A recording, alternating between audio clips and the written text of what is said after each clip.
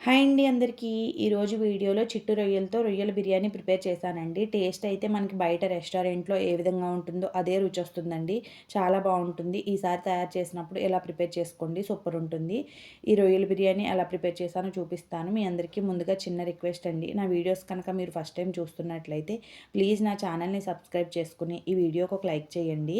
ఇప్పుడు biryani prepare చేసుకోవడానికైతే masala prepare చేసుకుందామండి. మసాలా కోసం అయితే నేను ఒక బిర్యానీ ఆకు తీసుకున్నానండి. ఒక టేబుల్ స్పూన్ వచ్చి ధనియాలు, ఒక టేబుల్ స్పూన్ జీలకర్ర తీసుకున్నాను. ఒక 8 వరకు నల్ల మిరియాలు తీసుకున్నానండి. 2 అనాస పువ్వులు, చిన్న చెక్క ముక్క, 2 మరాఠీ మొగ్గలు, చిన్న జాపత్రి, ఒక జాజికాయలో చిన్న ముక్క తీసుకున్నానండి. ఒక 2 యాలకులు, 4, 5 లవంగాలు, ఒక 8 వరకు ఎండుమిర్చి తీసుకుని మొత్తాన్ని ఒక ప్యాన్‌లో వేసుకొని స్టవ్ మీద పెట్టుకొని ఫ్రై చేసుకోవాలి. ఒక 2 నిమిషాల పాటు ఇది ఫ్రై చేసుకుని చక్కగా వేగిన తర్వాత మెత్తని పొడిలా తయారు చేసుకోవాలండి. ఇదైతే ఫ్రై అయిపోయింది కదా! పక్కన పెట్టుకుందాము. ఇప్పుడైతే చూడండి, నేను ముందుగానే రొయ్యలు తీసుకొని పసుపు, ఉప్పు వేసి క్లీన్ చేసుకుని దానిలో ఉన్న నరం క్లీన్ చేసుకున్నానండి. మొత్తాన్ని క్లీన్ చేసి పక్కన పెట్టుకున్నాను. ఇప్పుడు స్టవ్ ఆన్ చేసుకొని ఒక ప్యాన్ పెట్టుకుని దానిలో ఒక 2, 3 స్పూన్ల వరకు ఆయిల్ వేసుకున్నానండి. ఒక 2 చిన్న సైజు ఉల్లిపాయలు సన్నగా కట్ చేసుకుని వేసుకున్నాను. ఒక 4 పచ్చిమిర్చి వేసుకున్నానండి. వేసుకుని మొత్తాన్ని బాగా కలుపుకుంటా ఫ్రై చేసుకోవాలి. ఉల్లిపాయ ముక్కలైతే కొద్దిగా గోల్డెన్ కలర్ వచ్చే వరకు ఫ్రై చేసుకోవాలండి. మరీ బ్రౌన్ ఆనియన్స్ కాకుండా నార్మల్‌గా కొంచెం కలర్ చేంజ్ అయ్యే వరకు ఫ్రై చేసుకుంటే సరిపోతుంది. ఉల్లిపాయలు చక్కగా ఫ్రై అయిపోయిన తర్వాత దానిలో 1.5 స్పూన్ వరకు నేను అల్లం వెల్లుల్లి పేస్ట్ వేసుకున్నానండి. చూడండి, అల్లం వెల్లుల్లి పేస్ట్ అయితే ఫ్రెష్‌గా దంచుకుంటే బావుంటుంది బిర్యానీస్‌కైతే. ఈ అల్లం వెల్లుల్లి పేస్ట్ కొద్దిగా పచ్చివాసన పోయే వరకు బాగా ఫ్రై చేసుకోవాలి. పచ్చివాసన మొత్తం పోయిన తర్వాత ఇందాక క్లీన్ చేసి పక్కన పెట్టుకున్నాం కదండీ! ఆ రొయ్యల్ని వేసుకోవాలి. రొయ్యల్ని వేసుకున్న తర్వాత దీనిలో కొద్దిగా వాటర్ వస్తుందండి. నేను ముందుగా ఉడికిచ్చలేదు. నార్మల్‌గా ఉడికించుకొని కూడా చేసుకోవచ్చు బిర్యానీకైతే. నేను ఉడికించకుండా డైరెక్ట్‌గానే వేశానండి. చూడండి, వాటర్ అయితే వస్తుంది కదా! అలా కలుపుతా ఉంటే కొద్దిసేపు వాటర్ అంతా పోయి చక్కగా ఆయిల్ పైకి తేలిన తర్వాత కొద్దిగా జీడిపప్పు, కరివేపాకు వేసుకున్నానండి.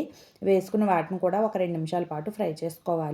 స్టవ్ సిమ్‌లో పెట్టుకొని ఫ్రై చేసుకుంటే అలా మనకి వాటర్ మొత్తం ఇంకిపోయి ఆయిల్ పైకి తేలుతుందండి. తర్వాత మనం ఇందాక మసాలా పొడి చేసుకున్నాం కదా!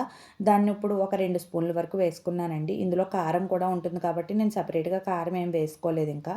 ఎండుమిర్చి కారం సరిపోతుంది కరెక్ట్‌గా అయితే. నేనైతే కొద్దిగా మసాలా వేసుకొని ఇంకో కొద్దిగా పొడినైతే నేను బిర్యానీలోకి ఉంచుకున్నానండి. ఇంకా పక్కన పెట్టుకున్నాను. తర్వాత సరిపడా సాల్ట్ కూడా వేసుకొని అలా మొత్తాన్ని కలుపుకోవాలి. కొద్దిగా కొత్తిమీర, పుదీనా కూడా వేసుకున్నానండి. వేసుకుని మొత్తాన్ని అలా సిమ్‌లో పెట్టుకొని ఫ్రై చేసుకోవాలి. రొయ్యలకి మొత్తం మసాలా పొడి మొత్తం పట్టే వరకు బాగా ఫ్రై చేసుకోవాలి. చూడండి, కలర్ మొత్తం చక్కగా చేంజ్ అయిపోయింది కదా! ఎంత మంచి కలర్ కనిపిస్తుందో. ఇలా మొత్తాన్ని ఫ్రై చేసుకొని ఇదైతే పక్కన పెట్టేసుకుందామండి. ఇప్పుడైతే స్టవ్ ఆన్ చేసుకొని బిర్యానీ రైస్ ప్రిపేర్ చేసుకోవటానికి ఒక బిర్యానీ పాట్ పెట్టుకోవాలండి.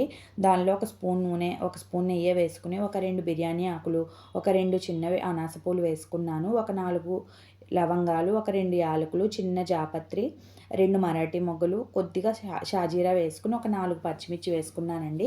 కొద్దిగా పుదీనా, కొత్తిమీర కూడా వేసుకొని ఫ్రై చేసుకున్నాను. ఇవి ఒక 10 సెకండ్లు ఫ్రై అయిన తర్వాత దీనిలోనే ఒక పావు టీ స్పూన్ వచ్చి అల్లం వెల్లుల్లి పేస్ట్ వేసుకున్నానండి. అల్లం వెల్లుల్లి పేస్ట్ పచ్చివాసన పోయే వరకు ఫ్రై చేసుకోవాలి.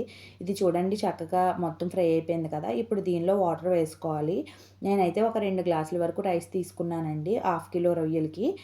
2 గ్లాసులకి నేను 3 గ్లాసులు వాటర్ వేసుకున్నాను. ఇందాక మిగిలించుకున్న మసాలా పొడి వేసుకొని కొద్దిగా సాల్ట్ వేసుకొని మూత పెట్టి ఉడికించుకోవాలి.